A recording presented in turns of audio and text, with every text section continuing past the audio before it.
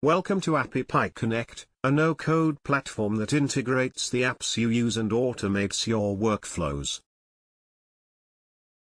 In this video we will integrate Adobe Sign with Google Sheets to automate workflows between the two apps. We will choose a trigger from Adobe Sign and then an action from Google Sheets. Please watch the video till the end.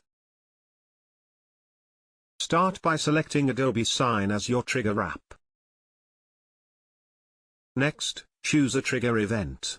This is the trigger event that will initiate the flow in Connect.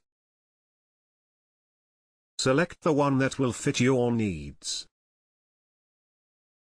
Now select Google Sheets as your action app.